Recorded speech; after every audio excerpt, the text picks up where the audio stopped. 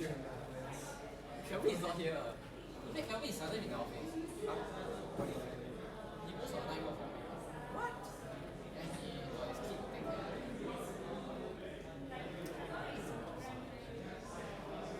Did I ever add you on Facebook? Thank you.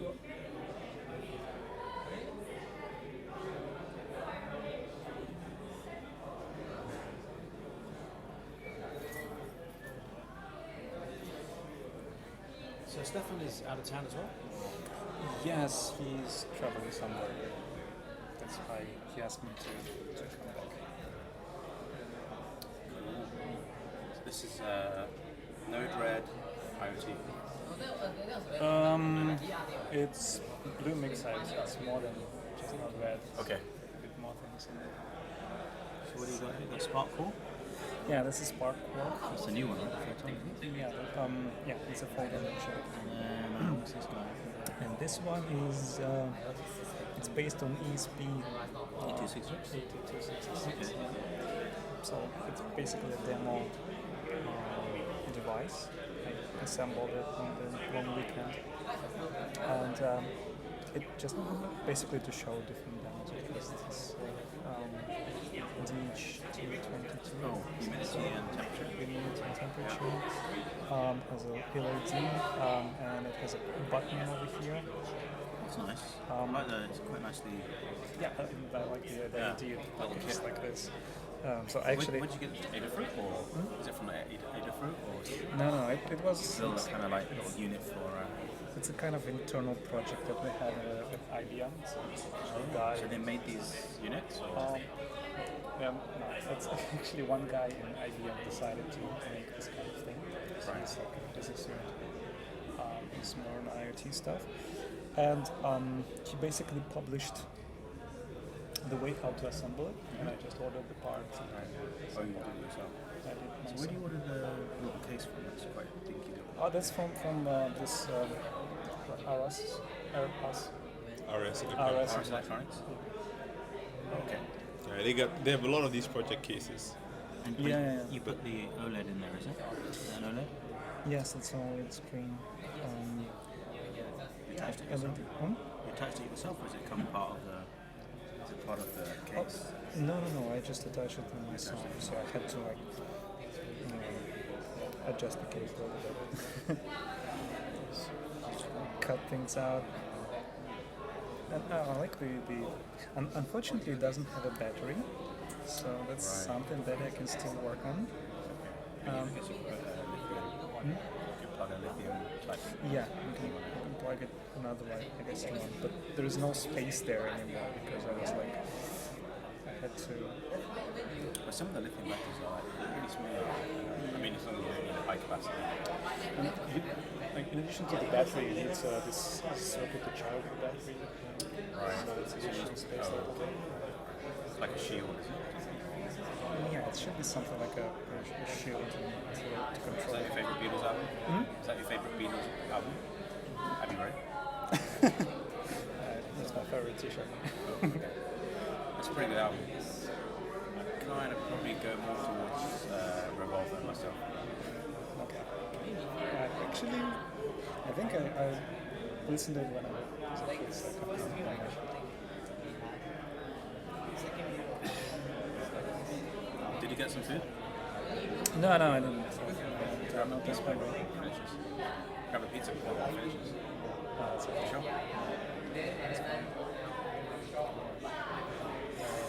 So yeah, so this one is pretty nice. And that's actually a replica of the Yahi. This the whole thing, or Yeah, just the whole thing. The whole thing. Okay. So the Yahi project So you use the Yahi project as a master kind of. as a base. That extended it with That's the dust. that's the dust inside. Okay. Is that the Shinye? Shinye? What's the name of that company that makes them? It's a Chinese company, right?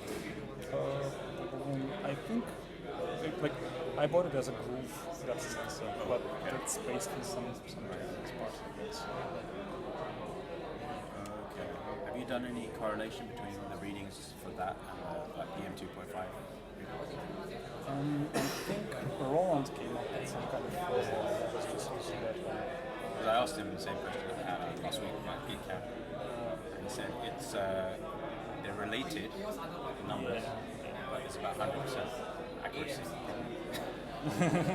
which is quite a big error. I'm actually, that's one of the things that I was trying to address in this project, because I'm collecting data from this sensor and from his sensors and from me as well, all together into one repository. Okay. You're publishing it somewhere or not? So right now it's a pilot, so I have a UI for it. So, but the data may be not up to date. And you're putting it all into Bluemix. Yeah, it's all right now. So have you got a dashboard that you can show us? Yeah, I'm going to show it as well. So it's going to be like that. It's going to be actually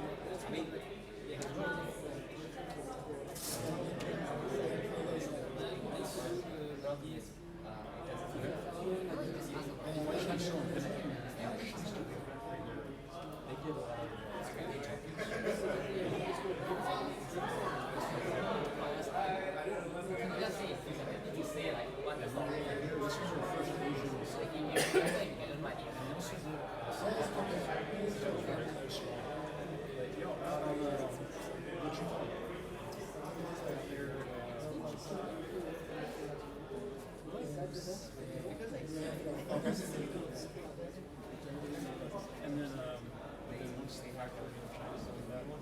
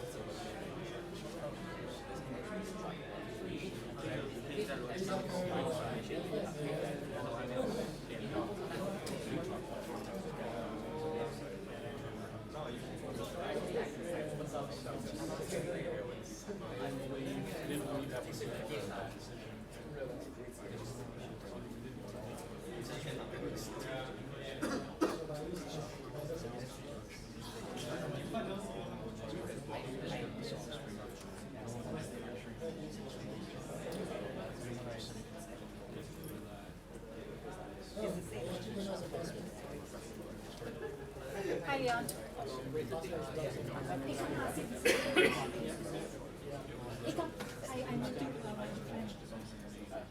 My good friend. Both my friend. This one teach me laser cutting. Remember all my videos. This one teach me Photoshop.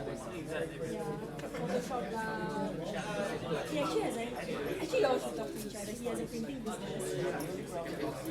Yeah. See in the middle. Yeah, so he has a printing business. He has innovative ways of catching CD copper.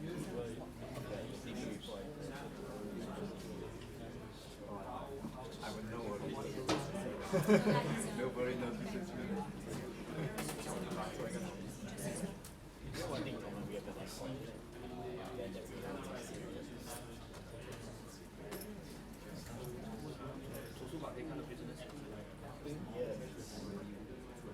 Ideas of friendship.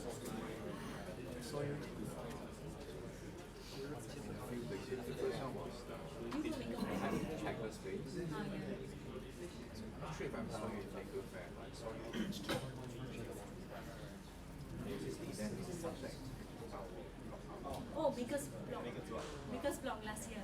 Yeah.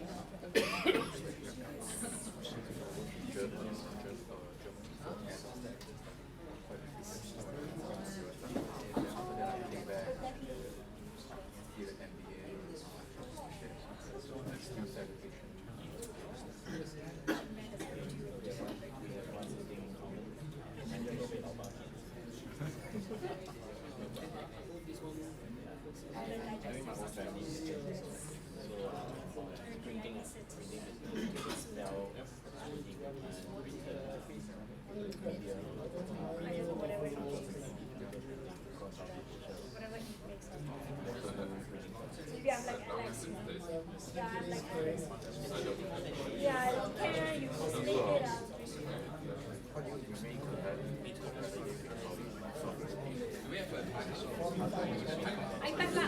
Ask Chin Max on iPad. Chin Max iPad.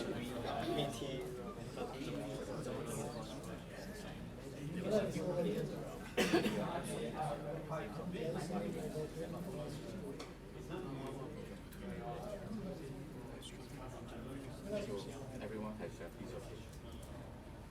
piece of the pie.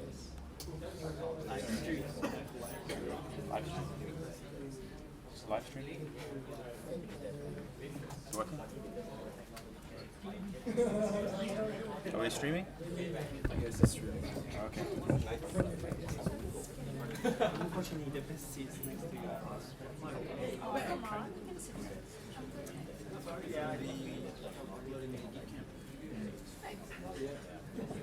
we can wait. Follow my strength. Maybe this weekend I'll start editing. Huh? I'll start editing all this weekend. Good evening, everybody. Unfortunately, the best seats next to you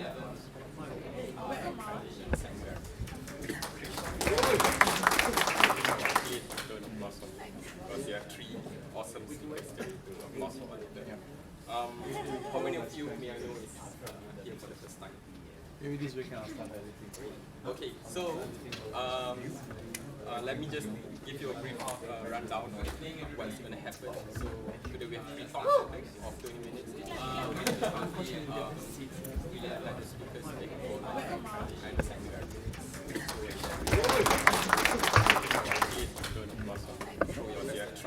awesome speakers. Yeah, three times of that.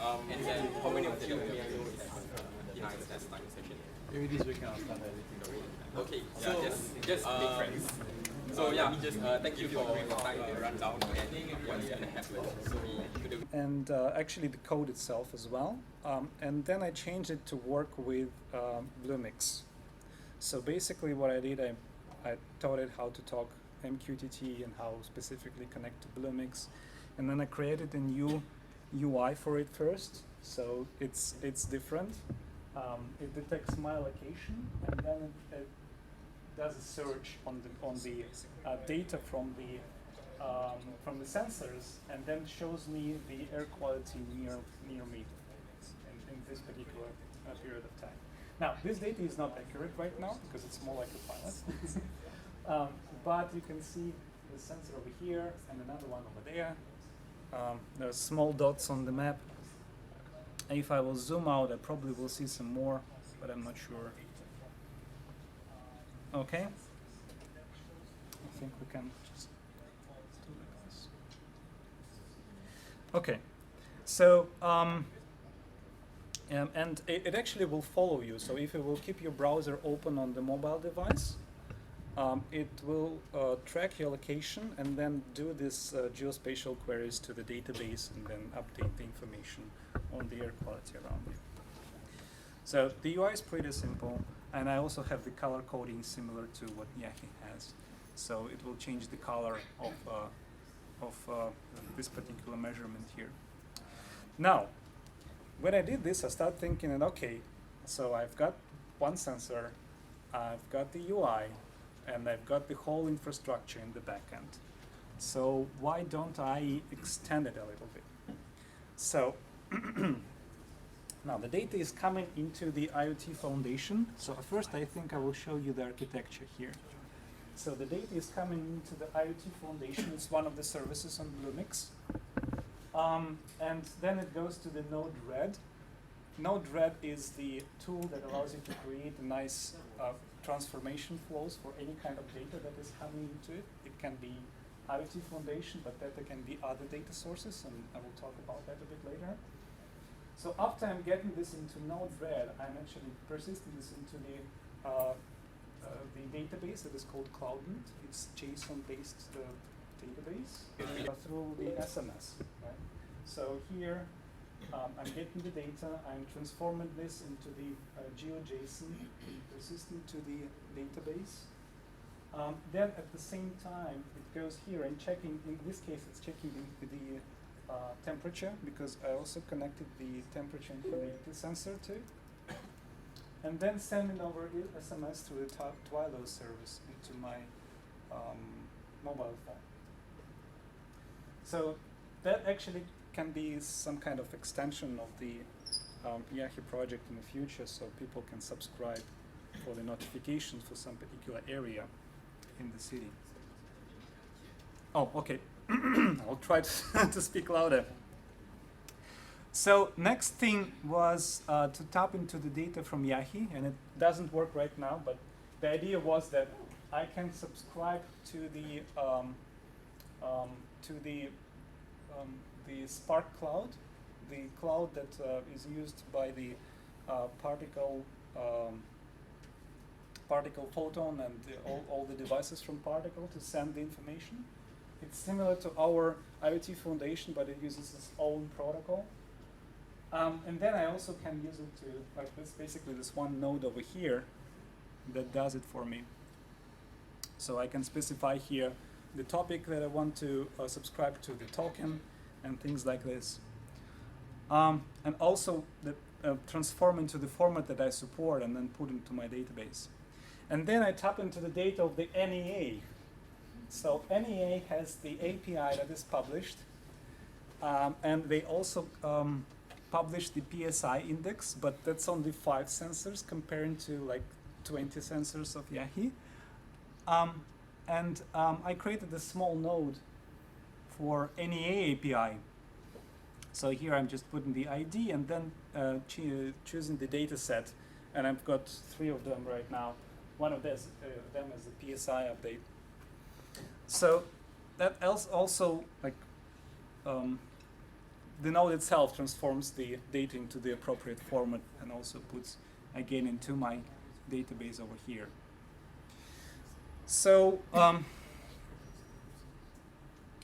the Bluemix side, that comes into the 2 parts, right? One is the everything that comes to managing the hardware, and that's the Internet of Things foundations, and then the Node-RED application that is running on the Node.js, basically. It's a Node.js application by itself.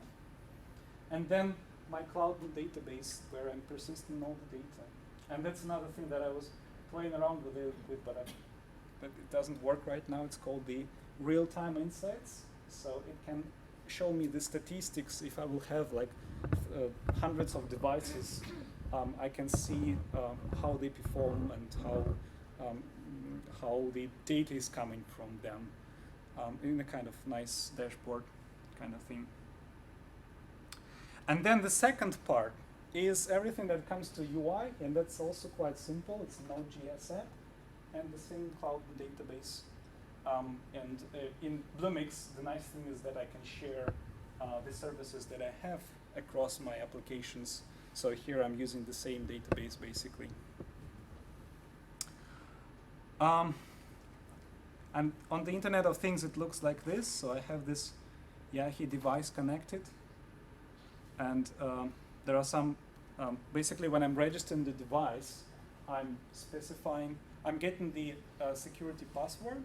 So my device will use the password to connect to the cloud. So it will be kind of first thing in security. And second, I can use the SSL to encrypt the traffic, but I'm not using it right now here. From this UI, I also can see lots of statistics on what was published and what was the sample data that was the last message that was coming from the device, and then what was the connection log and things like that. So I can do some kind of analysis on the device and how it's performing and how it's connecting. Okay, seems like this one doesn't work here well.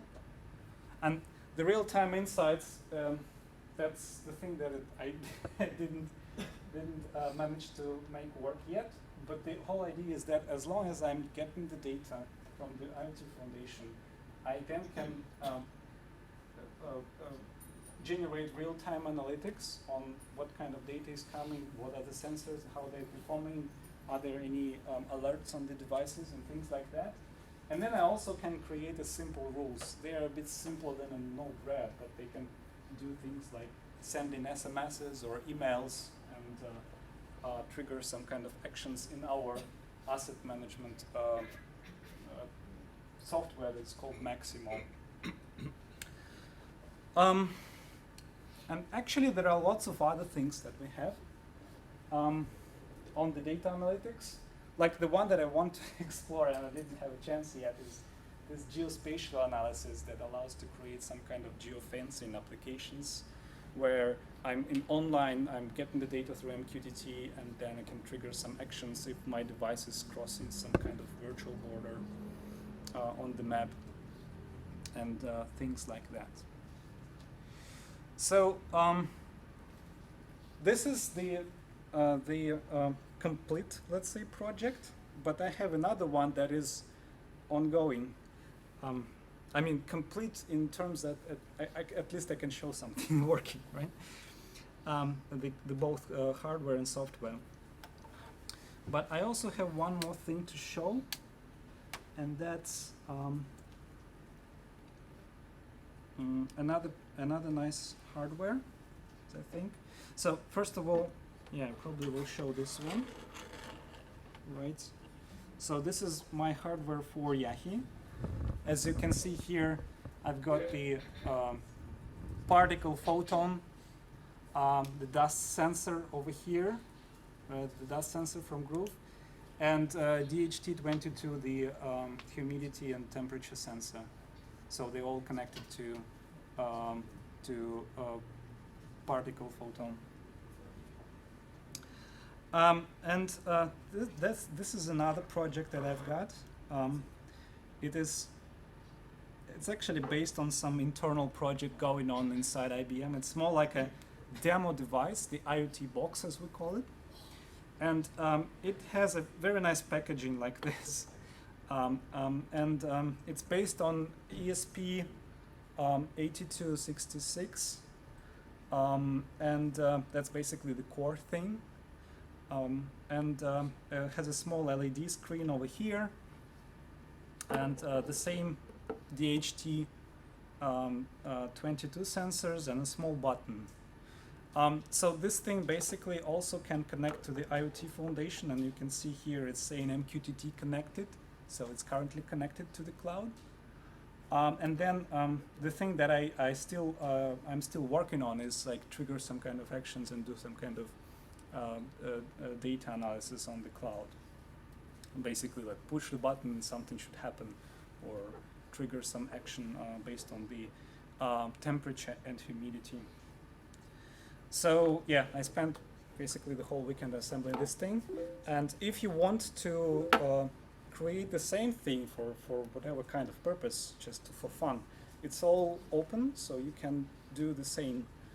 I can just share with you some links, and you will pick up it pretty quickly, I think. Because for me, like with the basic soldering skills, it took like 2 days. For you, I think it's gonna be like half a day maybe. So this is it. This is all I have to show. Do you have any kind of questions? Yeah. The device, right? The one that's involved. What kind of sensors you can connect to it? Any kind of sensors. Yeah, I used DHT22 because I like that it's humidity and temperature, two things, not one, right? But originally it was connected to another temperature sensor. If you know the one with the it's like a long wire and the temperature sensor at the end, which you can put anywhere. Basically, it's more like industrial kind of thing. And what's the cost of the device? So ESP is very cheap. I bought like for $15. I bought 5 of them, and then the most expensive is the screen and the box. The screen is about $10, and the box is about like $12 or so. I don't remember. The rest is very cheap. Yeah. So the total cost is around $40 maybe. And what else is inside the box there? I have ESP8266. I've got the small LED that I can control from the ESP, so I can basically publish the event on some topic in the MQTT, and then it will trigger LED to change the color. Then just the temperature sensor, the button over here, and then the how it's called, the step down transformer from 5 volts to 3 volts, and the micro USB connector, and that's all basically. Yes. A question, but actually first, if you don't mind, I'll address actual claim. NEA has, as of December last year, 24 monitoring stations. But for which ones monitor which pollutants, but they're not one each. So they're actually grouping. So it's not quite correct to say they only have 5. They do have quite a amount of their locations here. Okay. That's I was counting. sensors. I was counting here. But it's, oh well no, so they don't publish the locations of individual sensors. Okay, yeah. At least not with great precision. Okay. But it's, yeah, the fact that they publish the 5 now, this isn't that they've got like a sensing station in Ritchie and one sort of somewhere other than it's, they do have a couple dozen. Okay. Okay. Question on, just on a implementation detail, you hadn't yet done the plumbing for taking the samples out of Yai. Did you have difficulty, or was that just, no, didn't get there yet? Just don't get there yet. So my problem is that I need coordinates and the actual data together. And in your case, you have And I haven't made that very easy to do, yeah. yeah, Okay. they are the Okay, I can fix that pretty quickly. yeah. So that's basically the only thing. Then once I will get both of this, then I can do it. That's fast. I'll just add the serial numbers to the line data feed and then to the mapping data feed because it does have locations. Yeah, I think it should have some connection somewhere. Yeah.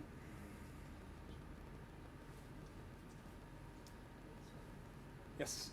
The MQTT from the ESP266. Yeah. Is that, so how does that part work? Is that just a library? Yeah, there is an open source library for that. And if I will switch back, I can show you the UI. Yeah, that's some of the things that I probably missed. So thank you for this question. This is my, oops.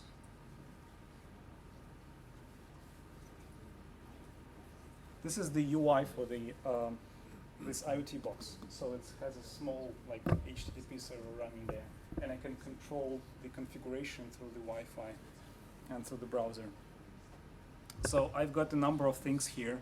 The Wi-Fi settings, the MQTT settings, some password to protect it. I can change, like there are options of 2 sensors that I can connect. LED control page, and that's basically, I also can control the LED through this UI and check the temperature and humidity measurements. Like here we see it's 28 degrees and 47% humidity. The data may be not very accurate because I think I overheated the sensor when I was soldering it in. So and then the nice thing is, another nice thing is this over-the-air update. That's the thing. I think it was published just not that long ago for the ESP8266, so we can do over-the-air updates for it. It's a very nice thing. Yeah, and this is all based on the open source. So just this guy in UK who assembled this all together into the one nice box, which is very cool. The sources are gonna, like the sources for these projects are gonna be published. He's gonna publish them soon. Just need more time for this. But the firmware itself is available, so you can, if you assemble the same thing with supported sensors, then you can just upload his firmware and play around with it. But it is also based on some open source, so you can just take the sources that he used to create your own. Yeah. Any other questions? So what is your main motivation to actually, it's really to test the Blue Mix and to actually try to feed it with loads of data? For example, for the haze, I mean, it's, within maybe a few months' time, hopefully it's going to be finished, and then afterwards there won't be any use. Let's be realistic. The heads is usually like a 3 more month years. during the year, so Yeah. I mean, I have also myself 2 sensors, etc., which are we put together actually a long time ago. But it's just like you want to test the scalability of the system, or what is the true motivation of actually setting up that from a hardware and a software point of view? My true, like, first is to learn, because that's basically for me to play around with things. Second is to have a nice demo for Bluemix, because eventually that's something that we are selling as a company. Third, I think it has a potential with this subscription thing. Remember I showed this subscription to send the SMS, right? So what you can do with Bluemix and the Geospatial API, you can create the UI for the citizens to subscribe to the notifications for some particular area, let's say the place where they live or the place where they work. And then when the measurements from Yahi together with NEA will reach some threshold, they will get the SMS. And that can be a paid subscription, for example. That's just an example. Then the data itself, like we at IBM were saying that the data is the natural resource, the new natural resource. So when you get the data and you eventually can figure out what to do with this, and the environment data is a kind of interesting thing. Let's say if you want to share it with some, with Property Guru, for example, right? That can somehow affect maybe the ratings for the property in Singapore. Why not? And feedback to NEA at some point if they will finally decide that can rely on this sensor network. So that can be plenty of options. And also the NEA data is actually a 12-hour prediction. Yeah, 12-hour prediction. That's for this is done by them. Yeah, that's done by them. But that's not for PSI. It's for the weather in general. Okay. PSI is just one of this. Okay. Thank you very much. Thank you.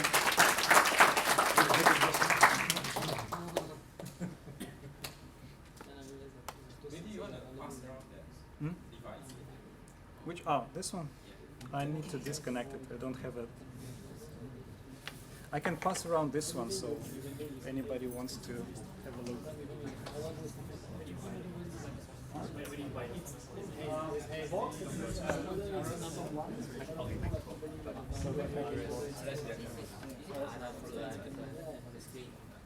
you have a Mac?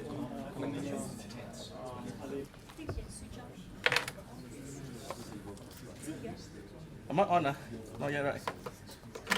I feel like I'm the snake oil man coming on next to get things ready. No commercial talks. No commercial talks. Next. Lights on. No, like really lights on. I need to. Okay. Good evening, everyone. My name is William. Am I on a mic? Am I on a mic? You are live. I'm live. Oh dear.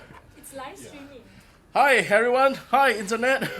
This is William, and I'm here at Block 71 live at Hackware.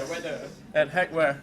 My name is William, and I am now trying to set up stuff. I'm going to do a couple of things because according to the schedule, I'm supposed to speak on 3 things, and I only have 20 minutes, and I don't know how I'm going to cope. So what I'm going to do is, the best is we do a demo, right? So the good thing is I have tested the codes, and I have done a trial, it won't go wrong. It won't go wrong. All right. Okay, first of all, just a bit about myself. Some of you know that I've been doing this maker thing for the last couple of years. There's a new thing which I'm doing now, which is the IoT. Okay, about 6 months back, I had a chance upon the existence of this really interesting chipset called the ESP8266. By chance, I happened to meet the guy who actually made the chip. Okay, I happen to the guy who owned the company that make the chip, Sui An. He was in Singapore and he gave a talk, and since then I was really enamored by what he can do, and I really believe that this thing is quite awesome. I know there are also other chips around, but nobody came to visit me, only Sui An with his ESP8266. So TI, Broadcom, if you are listening, come and visit me. Alright, so today I'm going to talk about things which are really quite different, okay? Many of you, when you give a talk, you always like to talk about the best product. Am I right? Am I right? Today I'm going to show you the worst product I ever come across, okay, which is the ESP201. How many of you heard of this before? ESP201. It's one of those banggood, stuff that you see on Facebook. This is actually the ESP201 is actually a breakout board for the ESP8266, and I believe it cost something like $3 US. Okay, this white piece. And the most interesting thing is that it is so useless that it needs to have a piggyback board. It needs to be a piggyback board, which actually has all the components that you actually would require for doing any IoT education or doing some sensor. It has a relay, it has a DHT, I think it's 11.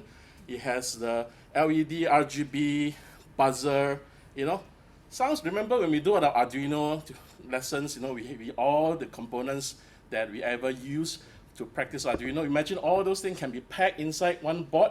This is it. Guess what? This is only about 14 bucks, 14 Sing dollars. Okay, this is really cheap.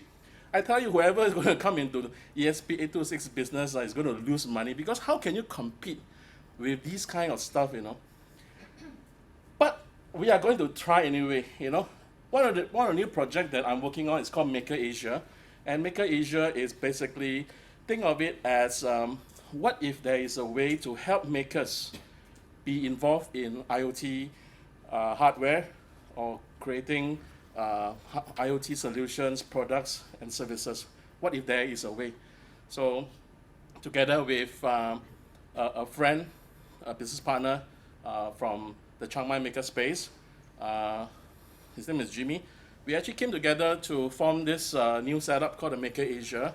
And one of the things that we wanted to do is to create, first of all, a universal hardware that it is easy to use. And in order to create the best hardware, we have to look at the worst hardware possible, and then we learn from it. So today I'm going to share with you how to use the ESP201. All right. So I have 3 with me. So what I'm going to do is I'm going to just show you very quickly how to set up a very simple personal network. Ingredients. I need my own Wi-Fi router, gateway / MQTT broker, which is all within this little Raspberry Pi. Hope it works. If you actually scan, this is actually on at Tespa.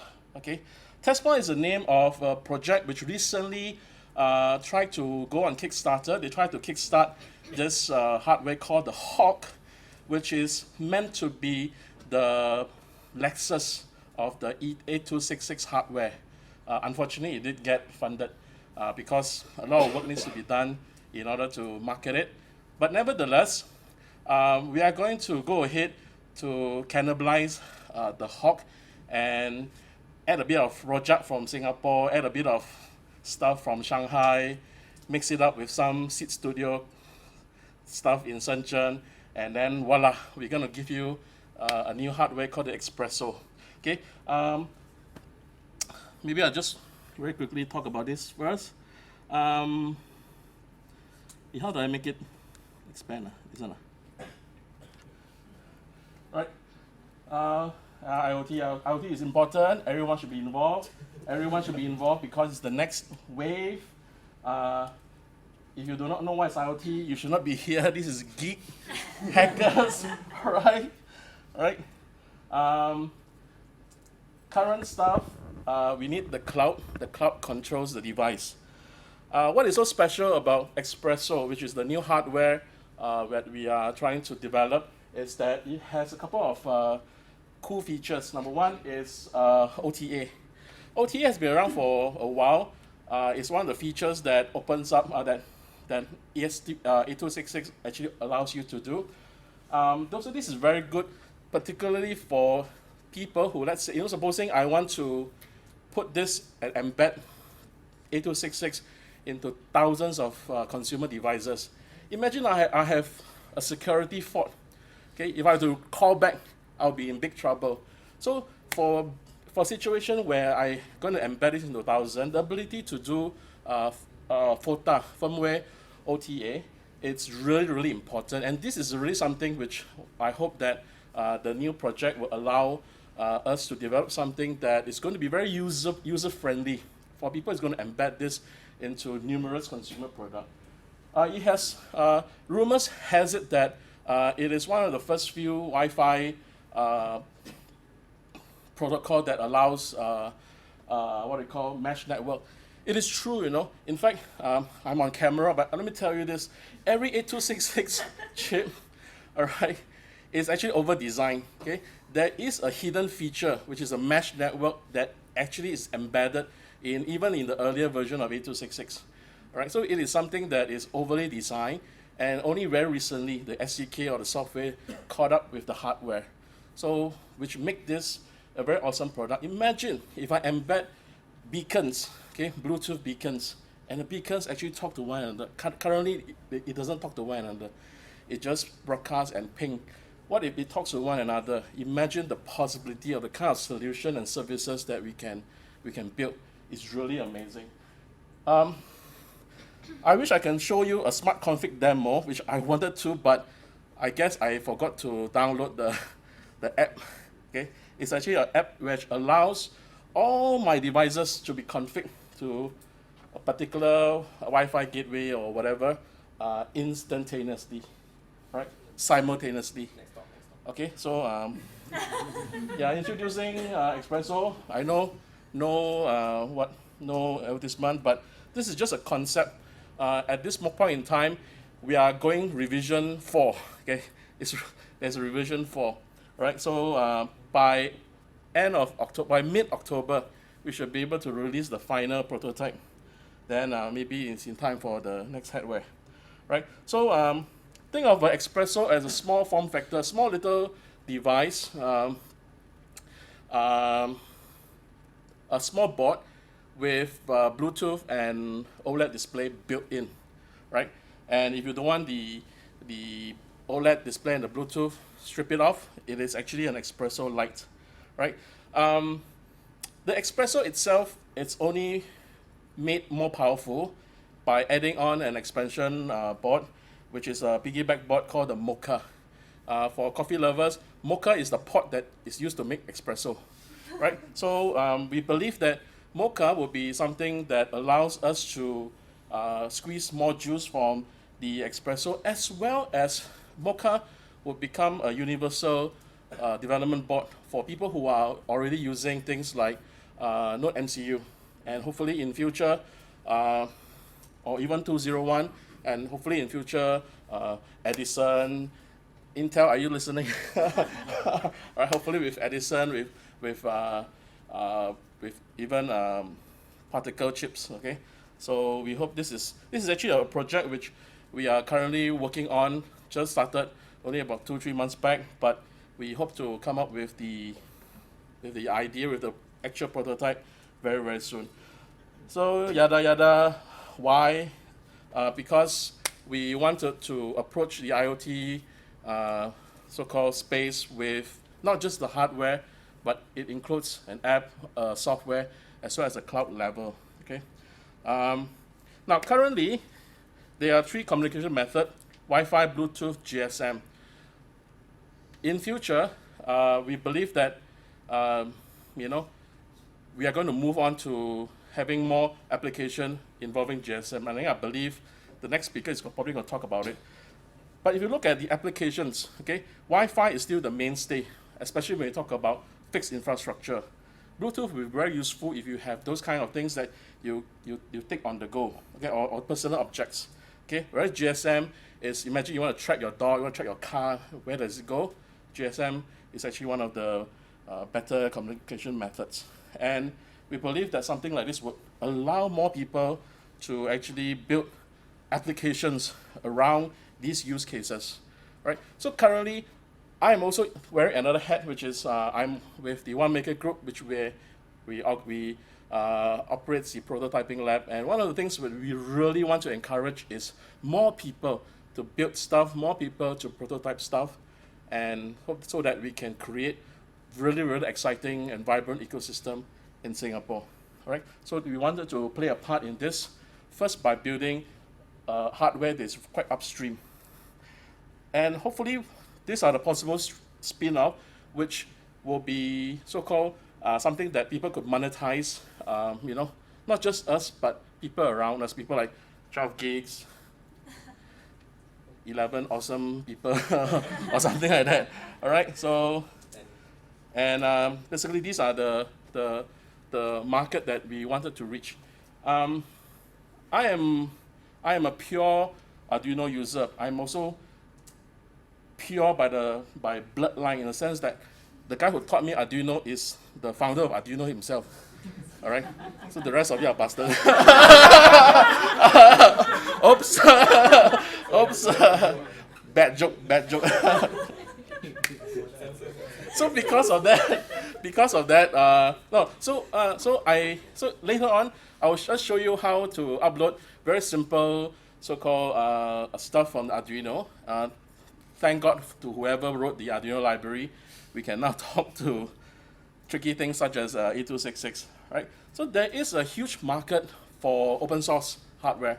And I must profess that the first thing that we're going to do is, once we develop this, we're going to release even the schematics, you know, how we actually build it. So if you want to build it yourself, carry on, you know. So there's no pattern, IP, or whatever, okay? So this is something which we want to write on the existing ecosystem that we are familiar with.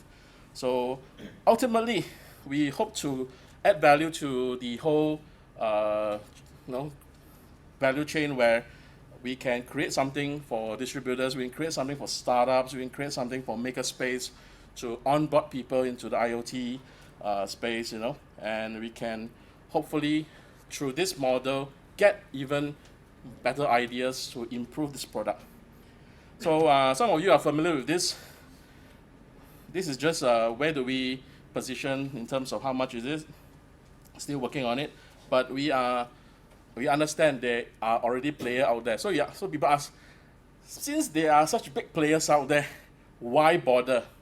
So the question is, why? So the answer is, we can say why not, or we can say, look, I think the market will continue to grow, and the only way to grow is you are the one growing it. So we wanted to be the one who seed, and hopefully we want to be the one who reap as well. So we are trying to kickstart something very soon. So this is just some manufacturing schedule. So expect more news on that. Yeah, this is just myself, Jimmy, and Sui An. So last week I managed to grab Bao Shi to be one of our advisor. So thank you very much. And that's all. So right now I'm going to just quickly show you something which is going to be, what do you call that? Remember I said earlier, to build the best product, you got to work with the crappiest product. Okay, and the crappiest product we came up with was the 201. Okay, I just need someone with power source so that this is someone with power, because I only have 2 USB. Yeah, I can plug it in. Right. Okay, Ken?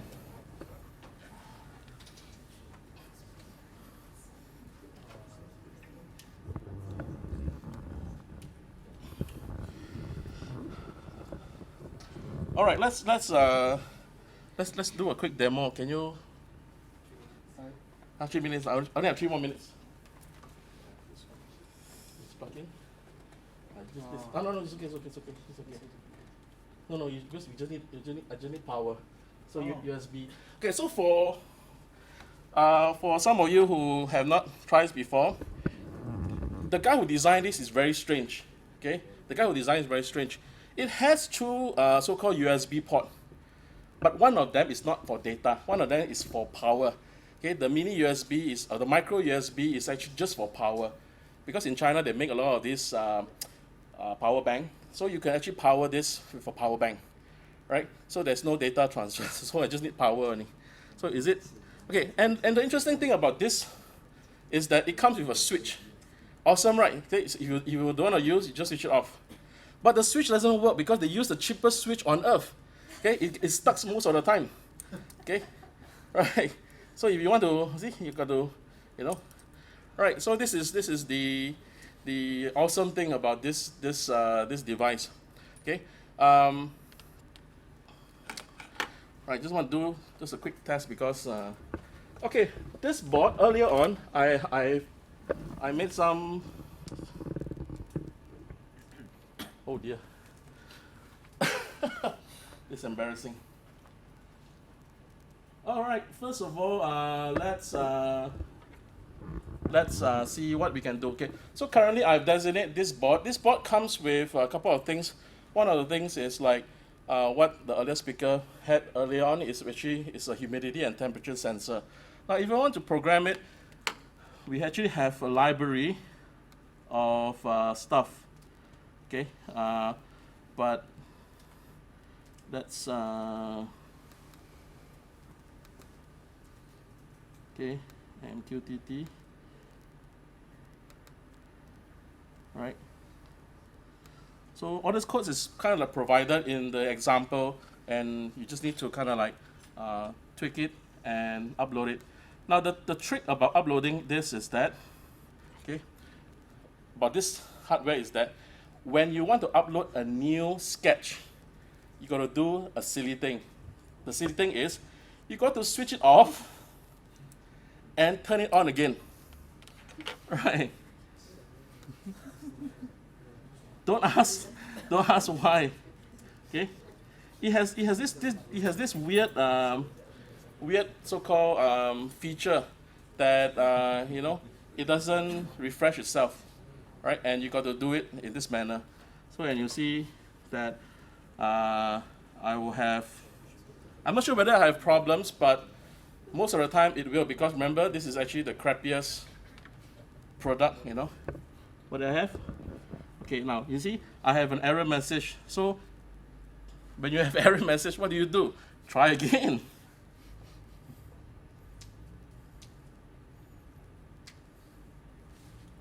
Okay, switch on, off, and then try again. You see the entire demo, just to show you how crappy it is. Okay.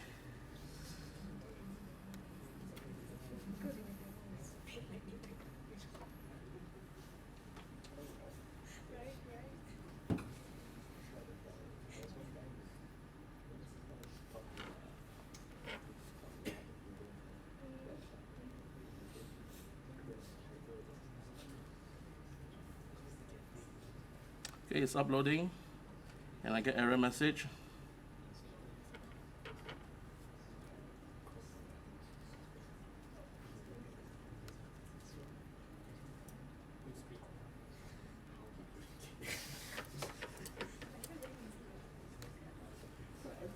You know Murphy's Law?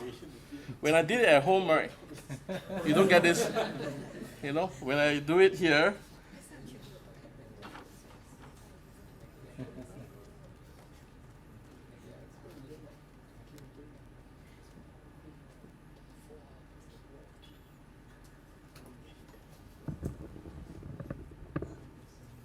okay, bad demo. Okay, moving on. Okay. No, it's supposed to work. Okay. Now let's try this. Now, although it's crappy, but one of the good thing about ESP8266 is that every chip or every board has a feature which turns the 8266 into what do you call it? Into access point. Okay, so let's hope this thing works again. I'm going to hold it. Shit! Oh dear, why is this happening to me? Okay. You know, if you hold it long enough, it will turn into an access point. Yeah. So I'm going to hold it.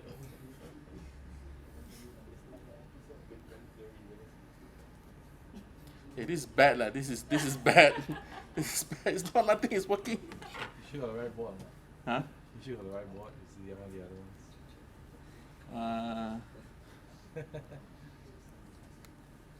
ones. Good question. Good. It's the wrong board. Yeah. Yeah. I think so. I think so. Don't! Spoke too soon. No, leh. Pull out one so that you only have one port. Yeah, lor. You got the wrong board. Yeah. It was right the first time round.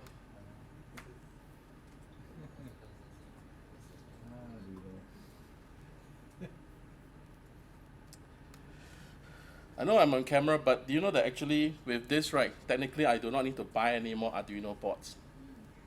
Ever. Again. Shucks. This definitely looks like a better option than Arduino. Sorry? This looks like a much better option than Arduino. Yeah. Okay, I tell you what. Is it okay if I pop out everything here right now, so that to avoid less embarrassment? But we will do it afterward. Okay, afterward. Yes. We'll come over to the booth at the back. Shall we move on to the next? Yeah, let's move on. Okay. To the next. Then later you can Yeah. Yes. get it. There's always networking. Yeah. There's All right. Thank you very Thank you. much. Thanks. I believe when Steve Jobs did the Apple, he was. He's even more exacting on standards of Let's video. welcome panel. Who's gonna show off this? F kit. So I brought them along. Later I'll pass them around. So I mean nothing beats like looking at it personally, right? So I brought them along as well. Where's the clicker?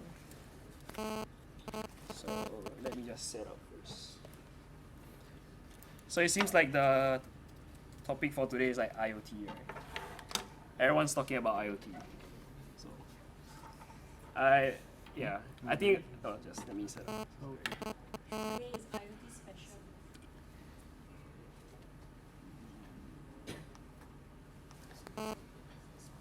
So I don't know, but IoT is like a overhyped buzzword for me. But there's another debate for another time. So let's not go into it.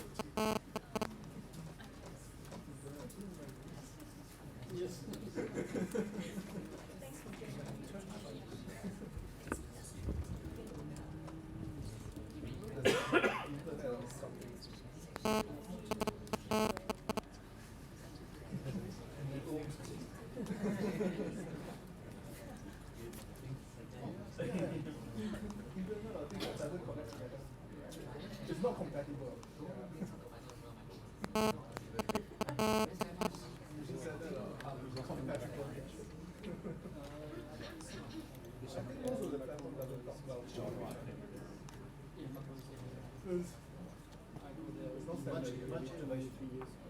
Is it okay?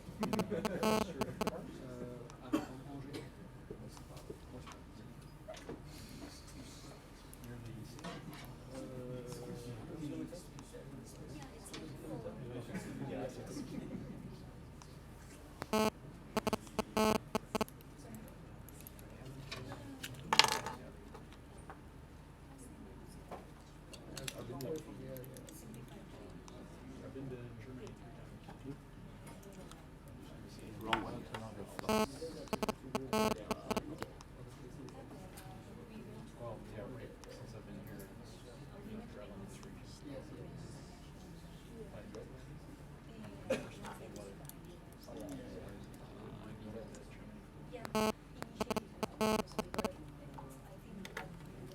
Okay, so everyone's good?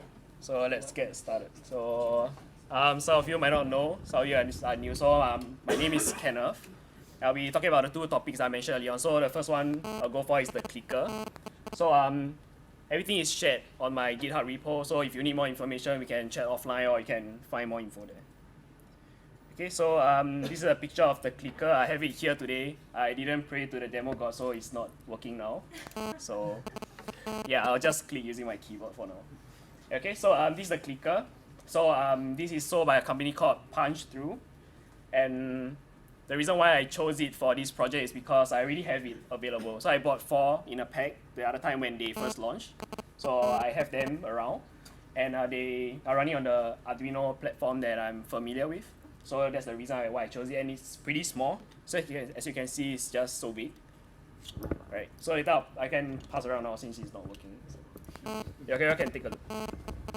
So yeah, because it's small, so I chose it as well. And I've been thinking of making this for a very, very long time. I always wanted to buy a presenter tool for a presentation, but I never wanted to do that. It's like $30. So I'm like, okay, I'll borrow from someone.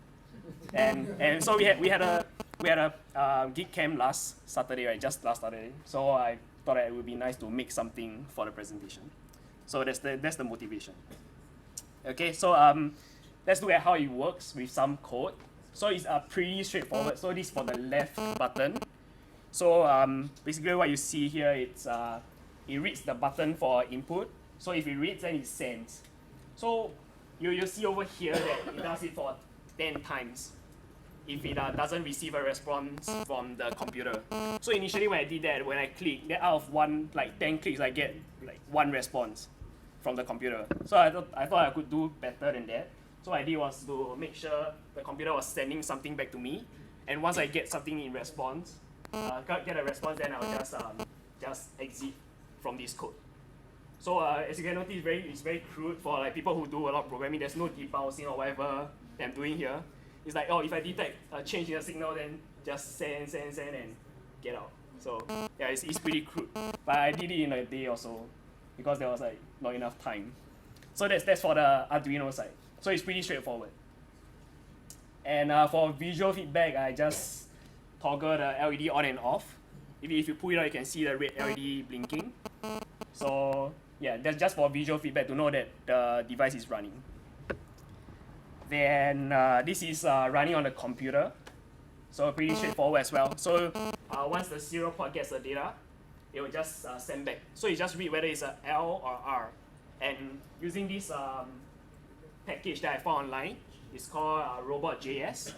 So it's already a package that allows you to control the mouse and the keyboard of your computer without doing anything. You just have to call the command and it will work as it is.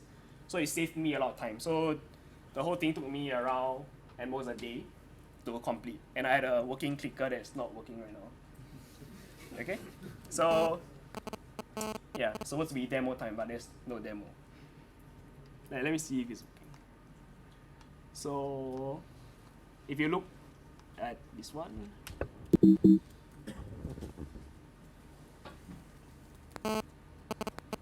so this is the app that is running. Oops.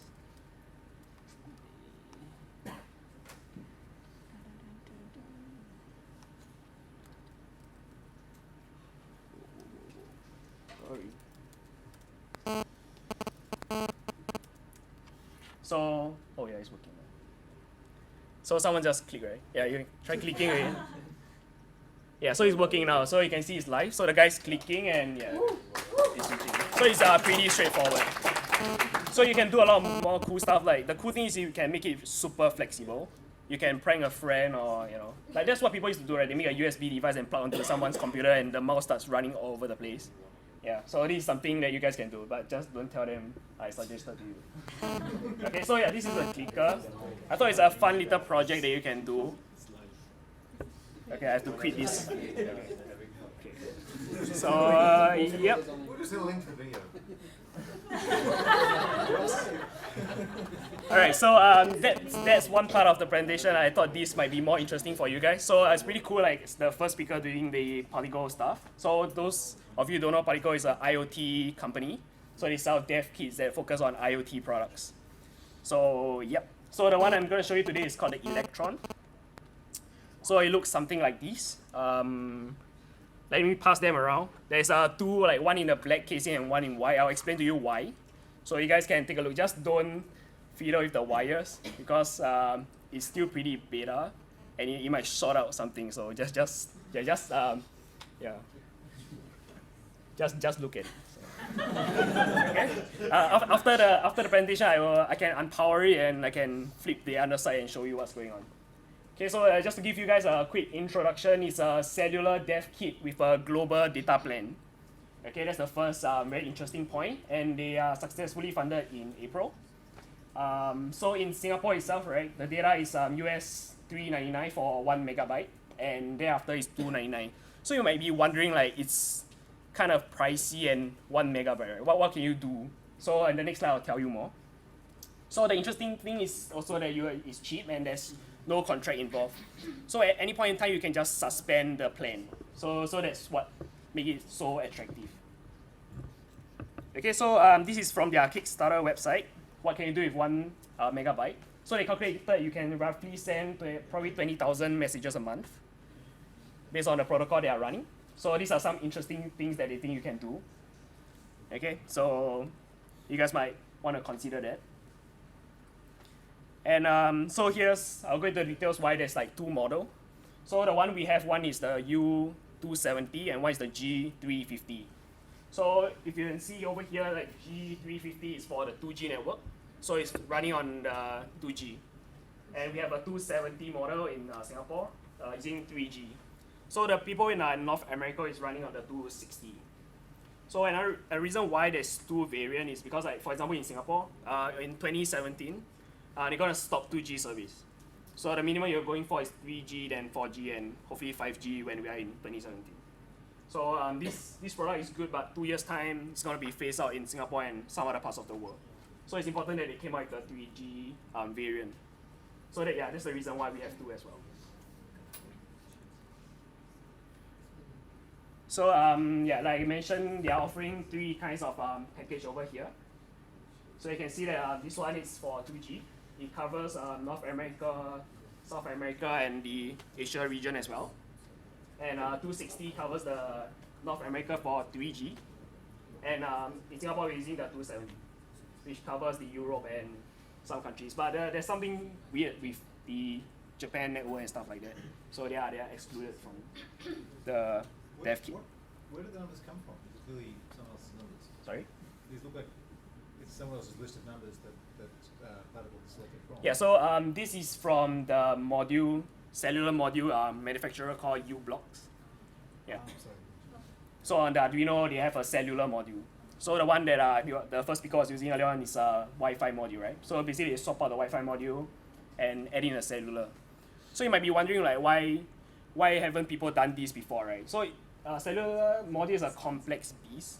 It needs a weird voltage like 3.8 and 3.3. So to make it happen, it's super weird. And when it starts to send messages, the current can spike up to like 1.5 amps in a spike. So power management, voltages and stuff gets really tricky. So that's the reason why their dev kit is so popular, because they solve everything in one package in an Arduino familiar platform. So this is the delivery timeline. They are, oops. Let me turn this off. So we're gonna hit October 1st pretty soon. They're gonna finalize on the hardware, and somewhere around January they're gonna start shipping. So this is the semi-updated timeline. So I think they are probably delayed. I think some of the people here in Singapore ordered. So this is the beta unit that you are seeing right now. So probably just a few in Singapore right now. So you guys are getting like a rare preview. Okay, so I'm gonna tell you what I do behind the scenes for like the beta program. So there's nothing that I can't tell you because everything is open source. So yeah, so this is the unit when I first got it and the SIM card. So they are using this provider called Telefonica, one of the world's largest mobile plan provider. So what do we do for beta? Basically, like a few things. When we get it, we try to run through the documentation that they provide us to see whether what works, what doesn't, before it reaches the general public. Then we do a lot of firmware testing and feedback. So they give us a new binary and we test, tell them what's working, what's not. The lights are not in sync with what they describe it to be, stuff like that. And I do some random probing. Like I think that there might be some issue here and I start to probe and see if there's an issue. So one issue I went into is the charging issue that I'll share with you more. And yeah, you will have to expect the unexpected for beta. So last Friday, suddenly all the beta units worldwide went offline. Yeah, so Telefonica had a wrong setting in their account and they were in the test mode and it expired and all the devices went offline. So for you guys who know like the SLA agreement, right, it's a pretty big thing. So yeah, they're trying to resolve that now. So I mean, it's lucky that we are in beta right now and we found out that this might happen. So they're in talks with them to resolve that. So yeah, that's one interesting thing as a beta tester. Suddenly your device just goes like offline. Yeah, and everyone in the world in the communication chat app will start to talk to each other. Yeah, then you know something wrong is going on. And it's really more of like more tinkering. You keep playing and playing and playing with the device and get familiar. So I'll talk a bit about the charging issue that I noticed. So I had two units that were so I placed them under reset mode. So basically it's not running and I charged them and they were fully charged. So the lithium batteries were fully charged and I started running them with the USB cables on. And after a day or so, I noticed that both of the units went dead. And I was like, maybe there's something weird with my power supply, and I just power cycle everything and it got working again. And I experienced it for the second time. So something's weird there, right? So so I set up some testing stuff and do some data logging. So if you notice over here, this I think 2 days ago.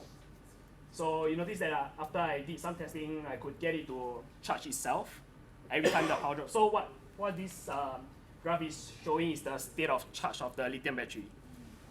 So you see, here is around 98%. Once it starts drooping to probably 93, the automatic charging kicks in again. So I was trying to test and make sure this was working.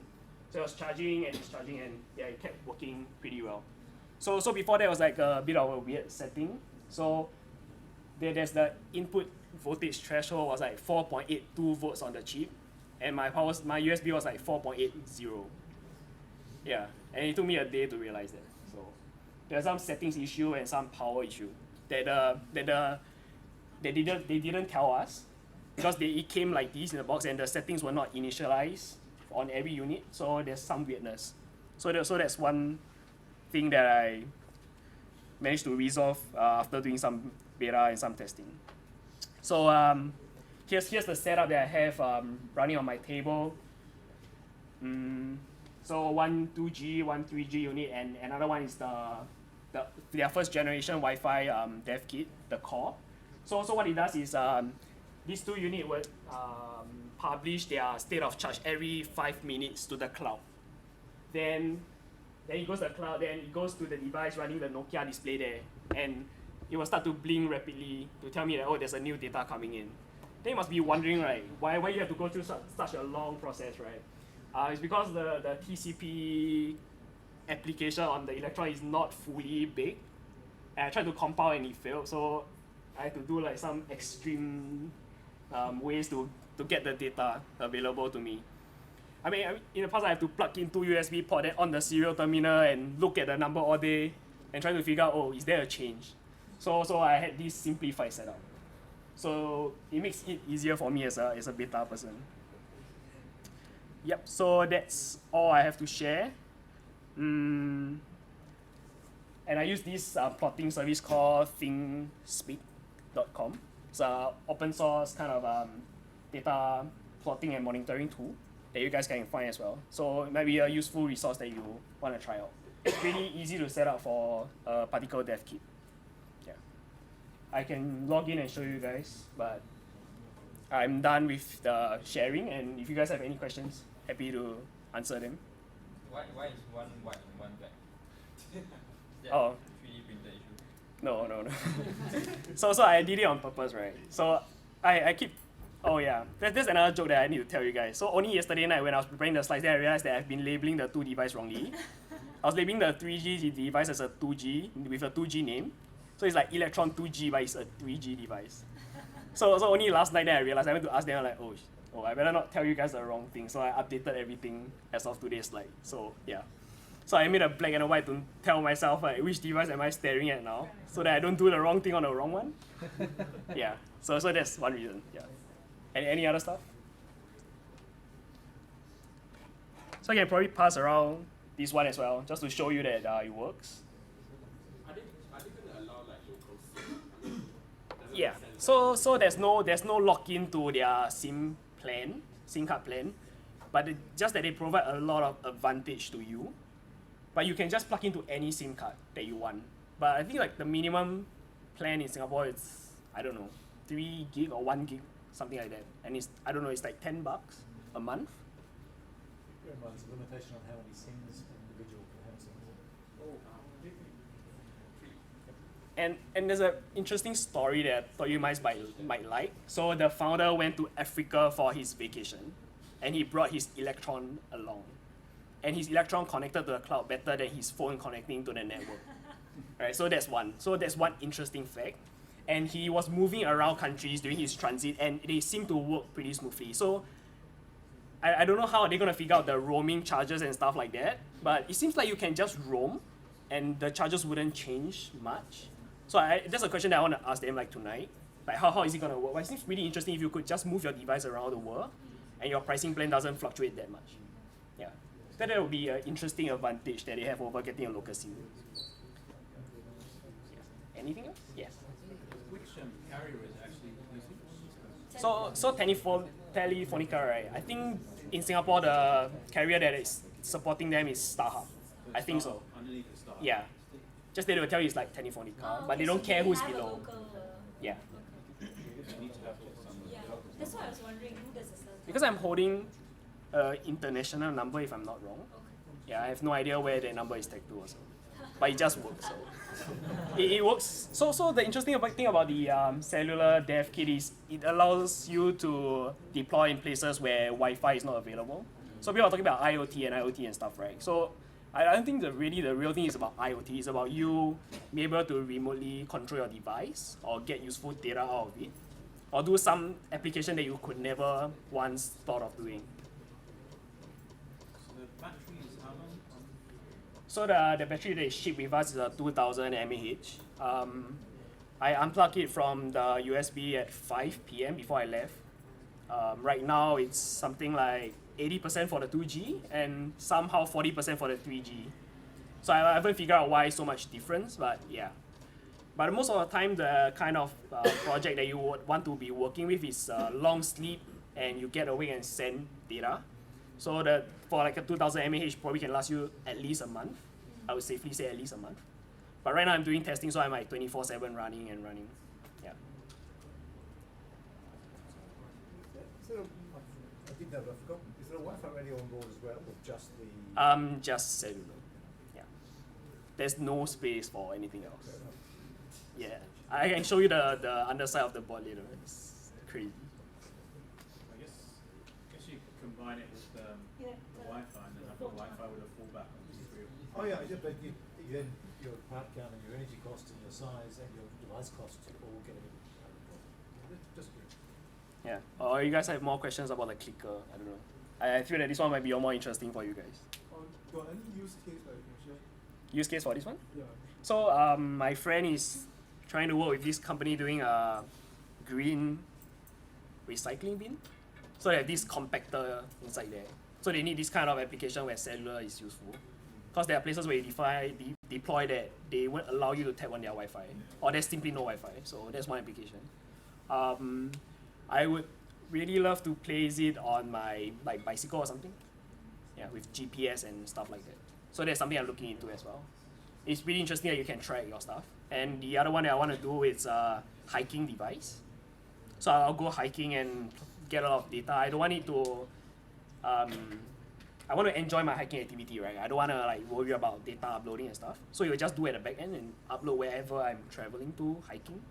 Yeah. So these are some applications that I think of that might be useful. Anything else? Anyone use it to do animal tracking in Africa or something like If you're tracking a CEO, then yeah, maybe that's they did that.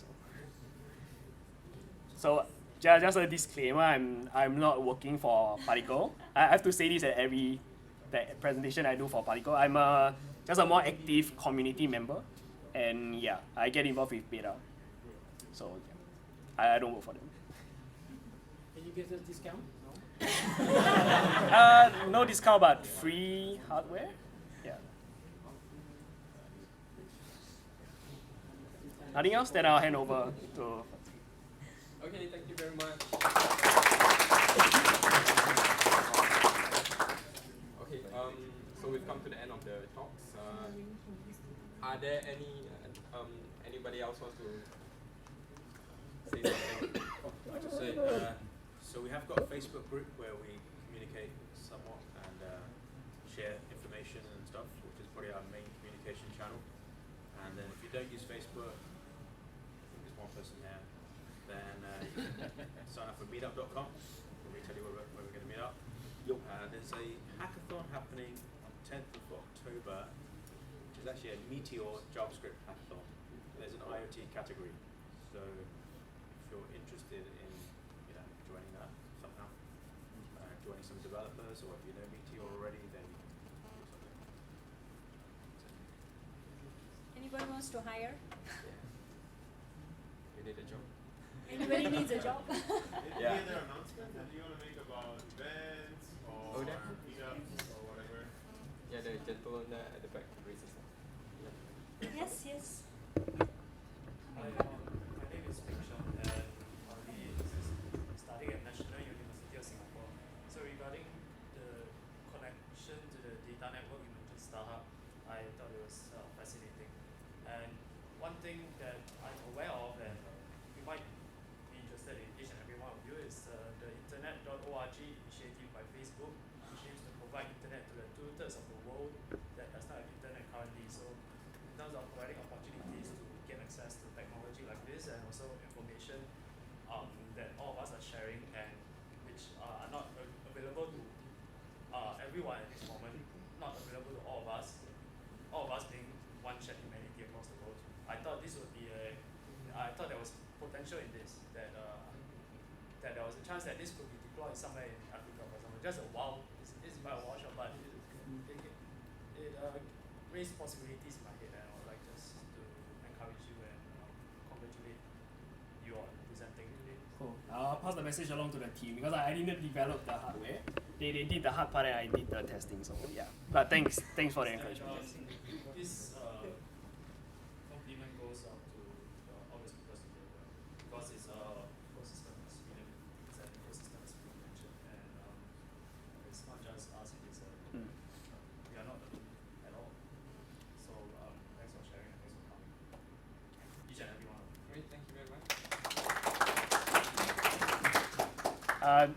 Just in case you guys don't know, ESP8266 will be supported by Particle as well. Not directly by them, but another partnership company that is making a dev kit. It's called OAK.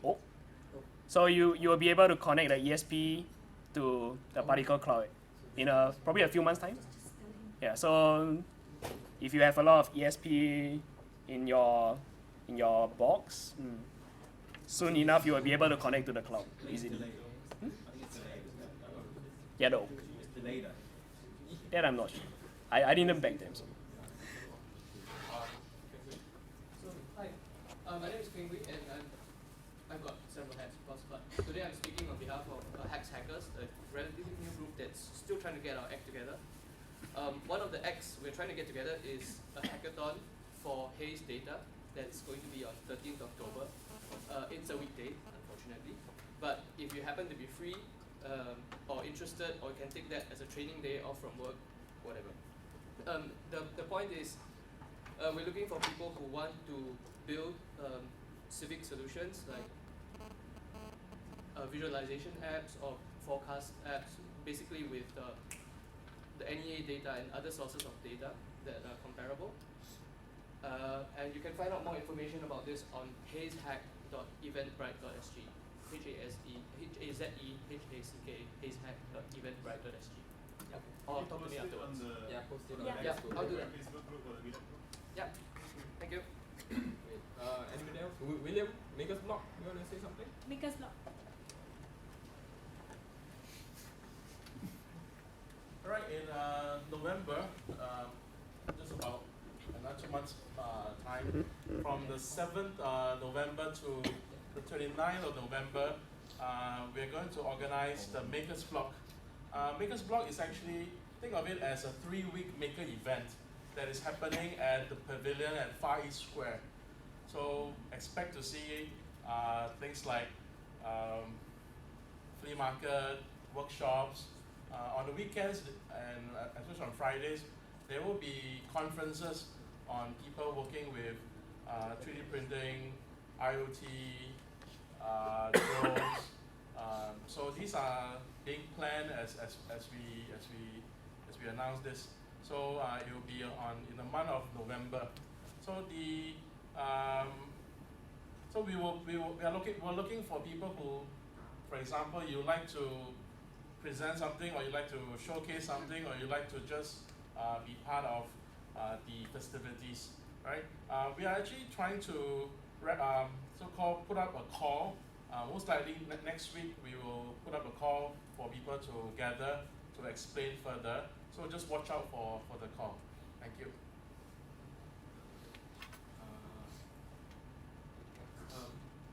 So for the FPGA Singapore community or community Singapore, so we try to organize.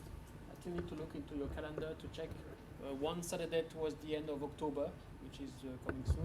Try to do a full day at Hackerspace where we're gonna present an introduction to FPGA.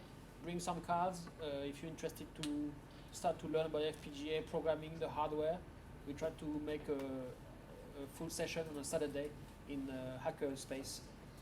So we will announce this and then try to send some maybe preparation type of work, what the tools, etc. So my point is to really make it a whole Saturday in Hackerspace, so we have like really a full day, and then people can try to interface things to an FPGA, start to learn for the code, and really just get started with FPGA as a topic, basically like an Arduino, Raspberry Pi, FPGA technology and software and hardware. Any other announcements? Jimmy, are you involved in DevFest? Yes. But we can just tell them the website. Yeah, so in November also there is a big DevFest week of developer events happening, and one of them is going to be a NodeBot competition and NodeBot workshop, so it's going to be a day-long workshop. This is around the JSConf. So NodeBot is basically a way for people who have not sort of like basically introduction to robotics and getting into robotics using Node.js and usually like Electron or Arduino or something similar. And so all the details are on devfest.asia. I'm not running it, but a friend of mine is running. I did it last year, helping some new blood to start running that stuff. So it's really interesting if you're sort of new into robotics. That's a really great place to start learning and building smaller robots and moving around. So just check out devfest.asia for the details. There's also a bunch of other sort of more software-esque events happening, but there's one hardware event. Right. Other than that, is that all? Any other? So I haven't announced yet, but 28th of October will be have a VR meetup. So this time we are having OS VR from Razer to showcase their headset. So this is virtual reality meetup. Yes. So just search for Asia VR Singapore meetup. Yeah. Please post all your links in the group, like after they just go and post it so that everybody can just click it. Otherwise, we do Hackware on the last Wednesday of every month. So the next month's one will also be the last Wednesday. I don't know the exact date, but just the last Wednesday. We will again announce in Facebook and Meetup.com and the regular places where you found out about this. You should be able to get to know. And as always, we are looking for both sponsors for venue as well as speakers. So if you know of a space that would love to hold us about this kind of people, so you can let us know either through Facebook, Meetup, or just talk to us, and then we'll be able to go around and explore different places. Last month, we were William hosted us at their awesome place, and it's quite interesting to see what they are doing. So we'd love to move around and see what people are doing. And at the same time, if you have your projects to share, take this as an opportunity to clean up your project, make it demoable, and you know, tie up all the loose ends and come and display here. Because sometimes you just need that last little kick, you know, just to say, I have to fix it before the next Hackware. So take it up as a challenge and tell us that you're going to demo it, and that will ensure that within 1 month you will have your project ready. So just contact any one of us, Rick, Sani, Fuzzy, and me. We organize this meetup. Thanks for coming, and we'll see you next month.